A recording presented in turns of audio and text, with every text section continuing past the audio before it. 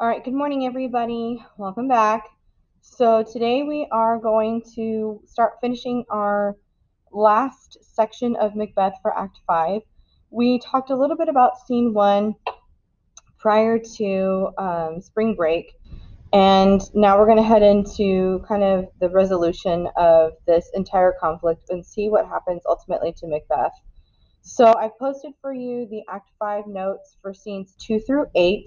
We are going to chunk these. Again, you can look at the questions that I'm going to post for every single day. Those are already listed for you on the Week at a Glance. So the attendance questions are already given to you to preview. You might want to work through that so that way those are prepped and ready to go each day when I publish them. But I want to spend some time today to talk about this suggested research framework. So I came up with this idea to help you kind of prepare for this research paper because it is quite an abstract idea.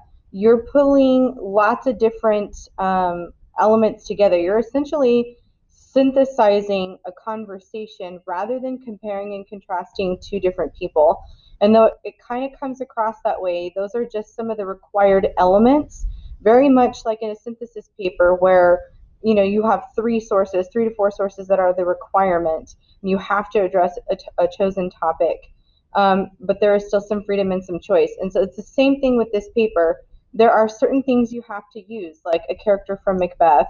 You do have to make sure that you make real life connections, but you get to choose what topic you want to write about regarding these characters.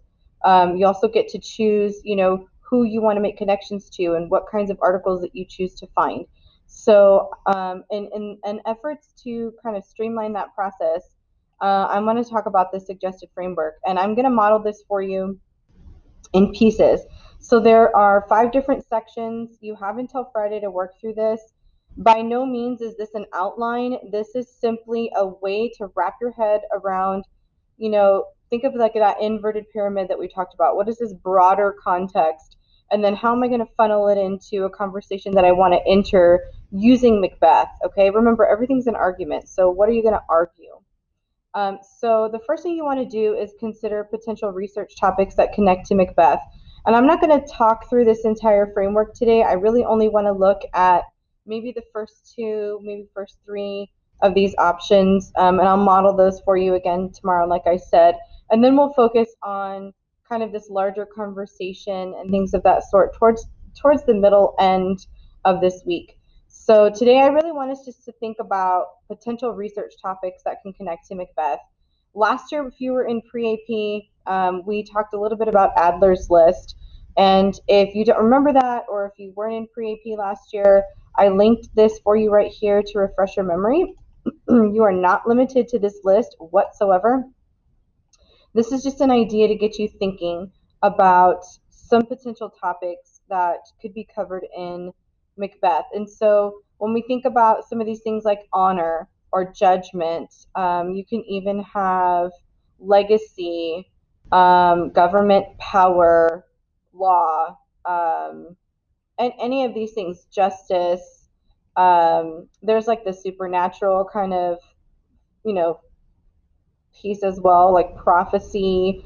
So some of these things might be something that can just kind of spark your thinking. Again, you are not limited to this list at all. This is just what I mean when I talk about research topics.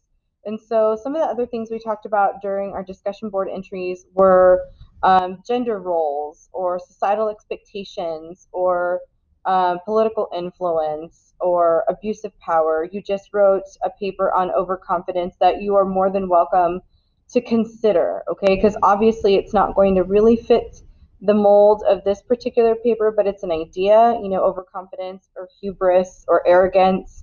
Those are absolutely potential research topics that we can think about for this particular paper. So I only put 3 bullet points here, but feel free to come up with more.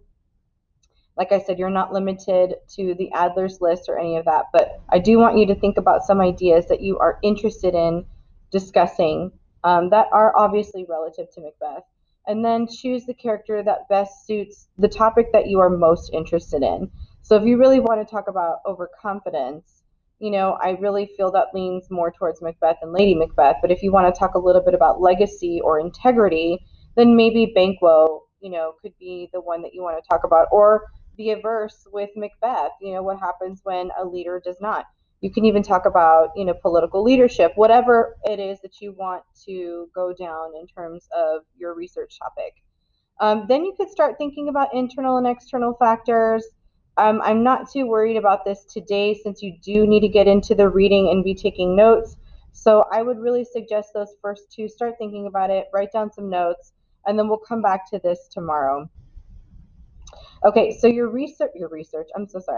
attendance question for today is really general. If you haven't really started, scene 2 and 3, you can still answer it as we get into the beginning of Act 5, but I do want to push you to read at least scenes 2 and 3. They're very short. So at this point, how would you describe Macbeth's mental state and explain what factors, whether they are internal or external, have led to his current mental state? So, obviously there are some internal factors with regard to guilt. There could also be external factors with, heavy influence with prophecy, or, different types of interactions, his hierarchical status. What other things can you think of that have really been justification for why he is acting and behaving, and kind of what frame of mind he's in right now in the play? Okay, so we're going to start with that today. Don't go through more than those sections I've highlighted. Make sure you save these notes because these are going to help you as you progress.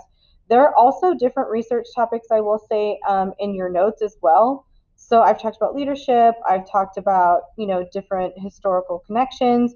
There are a lot of different things if you go back into the notes that I've posted throughout this play that will also give you some insight in addition to Adler's List. So there's plenty of resources for you, but if I don't hold you accountable to doing it, you're going to put it off until the last minute. So remember, this assignment is live, so the second you open the document, I can see your progress. I can see kind of some of the things that you're talking about, so when you have questions, I can reference the document that you're adding to, okay? This isn't something that I absolutely need done for completion. I would rather you do it well and actually come up with really good ideas than just fill it out for the sake of turning something in. That's not the point of this, okay? All right, so if you have questions, let me know. Tomorrow we will continue on, and I'll talk a little bit more in lecture about the play itself and some things I want you to pay attention to regarding the notes, and then we'll continue on and look at the next section of the suggested framework. All right, guys, have a great Tuesday, and I'll see you soon. Take care.